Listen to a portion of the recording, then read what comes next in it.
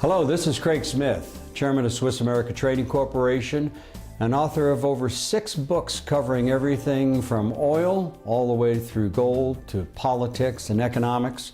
For 35 years at Swiss America, I've been studying markets on a daily basis.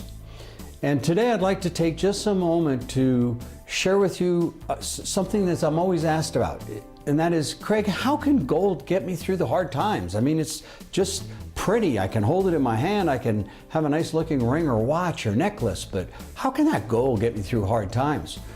Well, I decided instead of me telling you the story, I'd like to have National Geographic tell you this story because they did a wonderful program entitled The Quest for Gold. And in it, they will show you how even the President of the United States had to turn towards gold in a difficult time. Let's take a quick look. Gold can see us through hard times.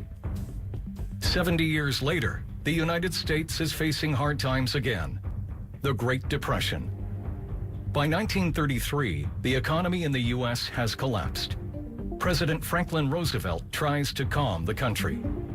The only thing we have to fear is fear itself. Roosevelt himself has reason to be afraid. He wants to print more money to combat the Depression, but he's limited by the amount of gold the government has.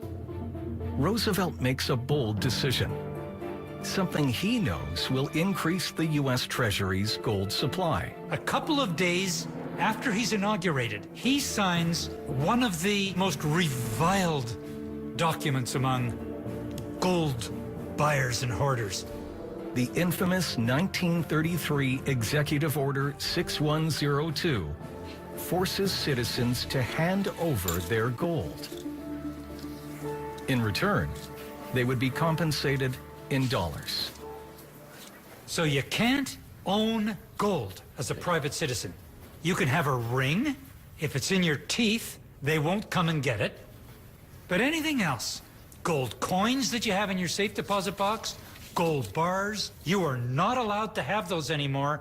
You must turn them in to the government.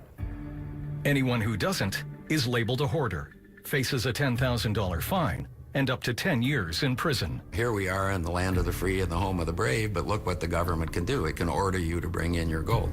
The people who didn't like it were sort of the very wealthy people. It's been called the Great Gold Robbery of 1933. People want gold for one very specific reason. Beyond wealth, security. It gives them great security. Isn't that something? You know, there's an old saying, those who don't learn from history are destined to repeat it. I was fascinated when I saw the lines of men standing looking for work or people looking for food. And of course, I would argue, and I have for the last 2 years, that we really haven't recovered from the 2008 crisis in America. But now, today, it's a silent depression. That's right. People who are on unemployment, they don't stand in line. They get a check in the mail called an unemployment check or a disability check. If you're one of the 50 million people that can't afford to feed yourself, you get a little credit card in the mail called an EBT card, which is more commonly referred to as food stamps. You see, we have those same problems that we saw on that video today that they had back then.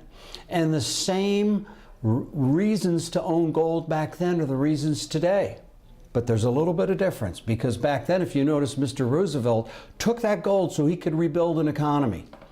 But then in 1971, August, Richard Nixon closed the gold window. He took America off the gold standard. And by 1975, you and I were allowed to own gold. And guess what that meant? That meant that from that day forward, every time a crisis like that hit, we could have that same gold that Mr. Roosevelt, virtually recovered the nation with to make sure we could go through a recovery, to make sure that we could rebuild, to make sure that we'd be safe during those difficult times. And here's what's really exciting about it. And I hope you talk to one of my representatives about it. When Mr. Roosevelt recalled that gold in his executive order, there was a little section called Section 2, subsection B. And he had an exclusion where he said, you don't have to turn in the gold especially the gold coins that have a special recognized value to the collector of rare and unusual coins. Interesting, isn't it? If you were a coin collector, you didn't have to turn your gold in. Now, many of you don't want to be a coin collector, and some of you, quite frankly, shouldn't be coin collectors. But there's a type of gold that you can own today if you talk to one of our representatives that is exactly that type of gold, a collectible type of gold. So whether you're holding gold bullion, or whether you're holding semi-numismatic or semi-collectible coins, or truly rare numismatic collectible coins, gold will see you through difficult times. That's why when I looked at Donald Trump, and you know, everybody knows Donald Trump, he's, gosh, everything from The Apprentice to his big casinos and his big making billions and losing billions. Isn't it fascinating how he said gold is security? Gold represents value, represents stability. Well, he probably got that from J.P. Morgan, because J.P. Morgan said gold is money, or actually money is gold. See, they're one and the same. And that's why today a lot of people are saying silver is a great value, and it is. Tremendous way to own a hard asset. But silver is an industrial metal. It's a precious metal. Don't get me wrong. It will move in sympathy with gold. But gold is a monetary metal. Whether you're in the deepest parts of the Amazonian jungles, or whether you're on the highest high-rise on Wall Street, people understand the value of gold. It is money. And that's why when we live in an age of fiat currencies, where the US dollar has lost 95% of its buying power over the last several years, and when we see all kinds of currencies like the Japanese yen or the Chinese yuan or the British pound or the euro dollar losing values, you see gold remaining solid. You see, there's no such thing as gold price going up or gold price going down. Gold remains stable. It's the currencies that go up and down. If the dollar gets strong, gold will go down. If the dollar gets weak, gold will go up. And one simple question you have to ask yourself is, do you think that over the last 70 years, we're going to reverse the trend of the US dollar losing buying power? Oh, we've got better prices at the gas pump right now, but go buy a pound of ground beef, or go buy a gallon of milk, or go pay for a college tuition or your health care insurance, or go look to buy a new car. No, we've got inflation all around us. And that's why it's taking more dollars to buy those same amounts of goods and services. And that's why gold is so important to have in your portfolio. So I hope you'll take a minute today to stop by and speak to one of our representatives. And if they're busy and they don't have time, or you don't have time, pick up some of the materials. Pick up my book, Crashing the Dollar. It's a great basic book to read. Or maybe my book, The Inflation Deception, or the book, The Great Debasement, or the book, The Great Withdrawal, or even better yet, my latest book, okay, Don't Bank on It.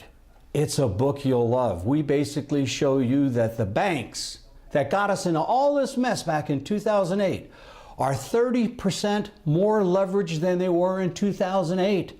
They have more derivative risks than we had in 2008. And worst of all, the recent Omnibus bill that we passed that covers spending till September of 2015, guess what our wonderful representatives in Congress did? They removed the provision from the Dodd-Frank legislation that demands that the banks do not make risky moves in the derivative markets. So now that same risky behavior can be exhibited by those same banks that made you, the taxpayer, bail them out at your expense, running up a debt of $18 trillion with long-term liabilities now exceeding $110 trillion.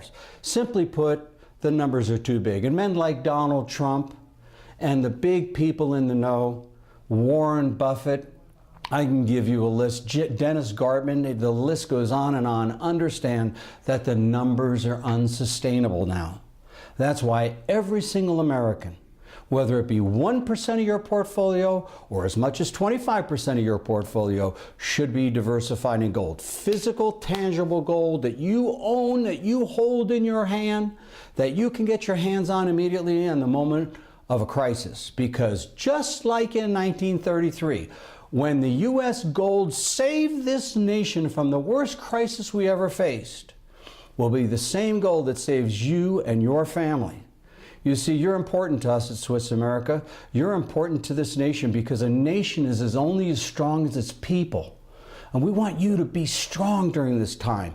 We want you to have a solid financial base to work from so that when the rebuilding starts, we not only survive, but we prosper and we help rebuild the nation. You see, I'm not negative about the future of America. I'm very positive. Sometimes things have to break before you can fix them. There's a lot of great corporations today that went through a bankruptcy years ago and now are great corporations. Why? Because they finally faced the music. They didn't kick the can down the wall, the road anymore. They finally said, we're going to get our obligations under control. We're going to stop spending money we don't have and start to rebuild. And soon you'll see that 98 million Americans who are without work go back to work. We'll soon see that 50 million people on food stamps drop to 10 million people. We'll start to see that 9 million people on permanent disability drop to 3 million people. And we as a nation will rebuild together. So please stop and get some information. And by the way, thank you for giving me a few moments to share with you why gold is so important